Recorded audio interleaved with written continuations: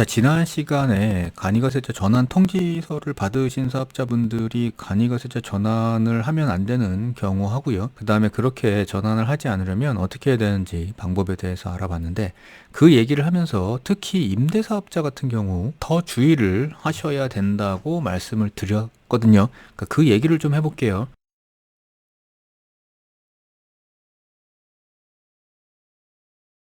그러니까 뭐 이런 경우가 있어요. 그러니까 상가, 그러니까 주거용 건물이 아닌 비주거용 건물을 분양받는 경우가 있죠. 그래서 여기에 보이시는 A씨도 상가를 이제 분양받으셨어요. 그래서 일반과세 사업자 등록을 보통 하죠. 분양받으면. 왜냐하면 부가치세 환급 때문에. 근데 이제 요렇게 그 환급을 받기 위해서 일반 사업자로 사업자 등록을 하고 나면요. 이게 그 우리가 간이가세자 기준이 연간 4,800만 원이거든요. 그러니까 여기에 해당이 안 되시는 분들이 꽤 많이 생겨요. 그래서 그 다음 해가 됐던, 그 다음 해가 됐던, 여튼간에 이 간이가세자 전환 통지서를 받으시는 분들이 꽤 있으시죠. 근데 요거를 그냥 받고 나서 신경 안 쓰고 그냥 놔두면 이렇게 그 수천만 원의 세금을 토해내야 되는 경우가 생길 수도 있습니다. 임대사업자 같은 경우에는 워낙 환급받는 금액이 크기 때문에 더 신경을 쓰셔야 된다는 얘기고요. 일단 그래서 지금 임대사업자 같은 경우 일반과세자였다가 이제 간이과세자로 전환을 하게 되면 그 문제점에 대해서 생각을 좀 해봐야 돼요. 그래서 첫 번째는 이제 앞으로 얘기를 드릴 재고납부세 요구하고요. 그 다음에 이제 잘못 생각하고 계시는 것 중에 하나가 간이과세자로 바뀌게 되면 세금이 엄청 줄어들 거라고 생각하시는 분들이 계세요. 그래서 이제 그 부분하고 요 두 가지를 말씀드려 볼게요. 간이가세자로 전환하는 건 본인의 의지로 전환을 할 수도 있고요. 아니면 그 요건에 해당이 되면 세무서에서 이렇게 간이가세자 전환 통지서를 보내주고 그냥 가만히 있으면 자동으로 전환되는 경우도 있어요. 과세 유형 전환이라는 건 이렇게 부가가치세법상 간이과세자에서 일반과세자로 변경이 되거나 아니면 뭐 반대로 변경이 되는 것도 이 과세 유형 전환에 해당이 되는 거고요. 그거에 해당이 되면 간이과세자 전환 통지 혹은 일반과세자 전환 통지 이렇게 해가지고 과세 유형을 전환하게 됩니다. 간이과세자로 전환되는 기준일은 7월 1일이 기준이에요. 그래서 2024년 같은 경우에 지금 간이과세자 전환 통지서를 받았다 그러면 7월 1일부터는 이제부터는 간이과세자가 되는 거죠. 보통 전환 통지는 5월 말쯤 시작해가지고요. 6월 10일 정도면 통지서 도달이 다 끝나게 됩니다. 그래서 가만히 있으면 자동으로 7월 1일부터는 간이과세자가 되는 거고요. 이 간이과세자 전환을 원치 않으면 간이과세자 포기 신고서라는 걸 제출을 하셔야 돼요. 그 다음에 간이과세자로 전환되면요. 이런 단점이 있죠. 세금계산서 발급이 안 됩니다. 특히나 임대사업자 같은 경우에는. 그리고 부가가치세 환급이 안 되죠. 부가가치세 환급이 나랑 무슨 상관이냐라고 생각하시는 임대사업자 분들도 계시겠지만 이 환급이 요즘에는 공실 때문에 굉장히 많이 관련이 생기고 있어요. 그리고 지금 말씀드리고 있는 재고납부세액이 추징이 가능해진다는 거죠. 자, 첫 번째 생각해 봐야 되는 건 재고납부세액이에요. 이 재고납부세액이라는 건 뭐냐 하면 일반 과세자 당시에 매입한 자산, 여기서는 지금 건물을 얘기하는 거죠. 그 건물을 매입했을 때 부가가치세를 환급받았을 거고요. 그 환급받았던 부가가치세를 간이가세자로 변경이 되면 토해내야 된다는 게 요 재고납부세액의 의미예요. 그래서 예를 들어서 상가를 이렇게 샀어요. 분양을 이렇게 받았다고 치죠. 그래서 토지가 3억이고 건물이 4억짜리 해서 7억짜리에 분양을 받아가지고요. 일반 과세자 사업자 등록을 했겠죠. 그래서 부가치세 4천만 원을 환급을 받았을 거고요. 근데 이렇게 환급을 받고 나서 이제 뭐 임대도 하고 했겠죠. 근데 그게 4,800만 원이 안 된다 그러면 한 뭐 예를 들어서 가정을 해보는 거예요. 두 개 과세 기간, 그러니까 1년이 지난 후에 만약에 간이과세로 전환이 된다 그러면 약 3,400만 원 정도를 토해내야 된다는 결과가 됩니다. 이게 재고납부세액의 의미예요. 재고납부세액의 왜 이렇게 재고납부세액이 과세되는 원리에 대해서는 제가 지난 영상에서 말씀드렸으니까 그거를 궁금하신 분은 참고하시면 되고요. 근데 영원히 계속 간이과세자로 바뀌지 못하고 재고납부세액을 내야 되냐? 그건 아니에요. 재고납부세액은 이렇게 계산식이 있어가지고요. 이렇게 계산을 해가지고 내게 되는데 여기 보시면 건물 같은 경우에는 여기 10년이라고 돼 있죠. 그러니까 10년이 지나면 이제 없어져요. 재고납부세액에 그 내야 되는 의무는. 왜냐하면 여기 100분의 5를 곱하게 돼 있어요. 경과 과세 기간. 그러니까 경과 과세 기간, 부가치세 과세 기간은 1년에 2번이니까요.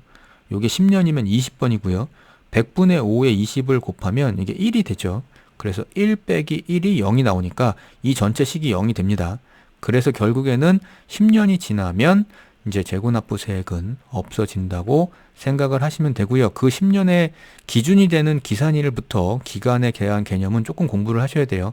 이게 단순히 그냥 사업자 등록일부터 과세기간 이렇게 계산되는 건 아닙니다. 그래서 임대사업자 같은 경우에 일반과세자였다가 간이과세 전환 통지를 받으셨으면 이거 굉장히 심각하게 고민을 하셔야 돼요. 그리고 시기에 맞춰가지고 간이과세 포기 신고서도 제출을 하셔야 됩니다. 그 다음에 요거 실질세금 부담인데요. 이거는 이렇게 생각하시는 분들이 많아요. 간이과세자로 전환이 되면 세금이 굉장히 많이 줄어든다. 근데 요거는 조금 생각을 해보셔야 돼요. 특히나 임대사업자 같은 경우에는, 그러니까 다른 사업자, 업종의 사업자 같은 분들은 이게 맞는 확률이 많이 높은데, 임대사업자 같은 경우에는 꼭 그렇지 않은 경우들이 있어요. 예를 들어가지고 월에 월세로, 그러니까 임대료로 100만 원을 받는 임대사업자가 있다고 가정을 해보죠. 종합소득세 같은 경우에는요, 일반 과세자, 간이과세자가 차이가 없습니다. 그냥 똑같이 종합소득세 계산은 똑같아요. 그러니까 결국에 여기서 차이 나는 건 부가가치세에서 차이가 나는 거고요. 그러니까 실제적으로 보면 간이과세자는 이렇게 받겠죠. 100만 원. 왜냐하면 세무계에서 발급을 못하기 때문에 부가세를 받을 수 없어요. 그래서 100만 원만 받겠죠. 그리고 일반 과세자 같은 경우에는 세금계산서를 발급을 해야 되니까 부가가치세를 추가로 더 받게 되겠죠. 그러니까 보통의 계약서가 일반적으로 부가세는 별도로 작성이 되기 때문에 아마 요렇게 110만 원을 받게 될 거예요. 내야 되는 부가가치세율은 요렇게 되죠. 간이과세자 같은 경우에는 4%가 될 거고요. 일반 과세자는 10%가 될 테니까 여기 10만 원을 부가가치세로 내겠죠. 간이과세자 같은 경우에는 요게 이론상으로 보면 여기에 부가가치세를 우리가 임차인한테 별도로 받지 못하잖아요. 그래서 이 4%는 받았던 이 월세에서 내가 내는 겁니다. 그래서 그냥 이 이론상으로만 놓고 보면 오히려 간이과세자가 더 손해일 수 있어요. 여기는 일반 과세자는 부가세를 별도로 받아서 그냥 그 금액을 내니까 100만 원이 그대로 남고요. 간이과세자 같은 경우에는 여기서 4%를 내니까 나는 96만 원만 벌겠죠. 그래서 이렇게 따지면은 일반 과세자가 오히려 더 유리해 보이지만 실제적으로 보면요. 간이과세자 같은 경우에는 지금 연간 4,800만 원이 안 되면 부가가치세 납부가 면제되고 있기 때문에 실제 내는 세금은 없죠. 그래서 이렇게 따지고 보면 간이과세자나 일반 과세자나 어차피 똑같아요. 내가 돈 벌어가는 건 똑같이 100만 원씩 가져가겠죠. 일반 과세자는 세율이 높은 반면에 그 높은 세율만큼의 세금을 별도로 받았으니까 요건 그냥 별도로 받아서 납부를 하면 되는 거죠. 근데 이제 요런 경우가 있어요. 상가를 요즘에 공실들이 많이 생기다 보니까 이 임차인이 없는 경우에 관리비를 임대인이 부담을 하잖아요. 그래서 관리비가 싼 데는 몇만 원부터 있겠지만 이게 건물별로 특히 오피스 건물이나 이렇게 되면 관리비가 꽤 비싸요. 20만 원 이상 나오는 경우도 많죠. 조그만 상가여도. 그래서 요렇게 관리비가 임대인한테 부과가 되면요. 여기에 부가가치세가 포함이 돼 있을 거거든요. 근데 문제는 간이과세자 같은 경우에는요. 이 환급을 못 받아요. 부가가치세. 그래서 여기 관리비에 포함되는 부가가치세를 내면서도 환급을 받을 수 있는 게 없죠. 근데 일반 과세자 같은 경우에는 관리비에 포함되어 있는 부가가치세, 물론 이제 관리비뿐만 아니라 다른 비용이 있다 그러면 그것도 포함입니다. 거기에서 포함되어 있는 부가가치세를 환급을 받을 수가 있죠. 관리비가 20만 원이면요.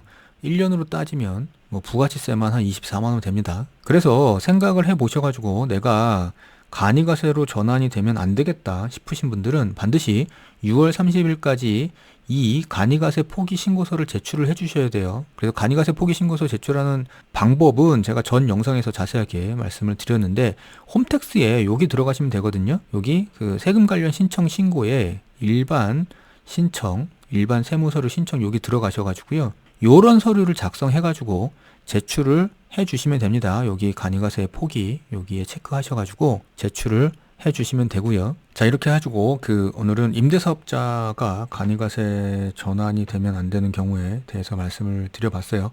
그래서 임대사업 하시는 분 중에 최근에 간이가세 전환 통지서를 받으셨다 그러면 그냥 넘기시지 말고 조금 깊게 고민을 해 보셔야 됩니다.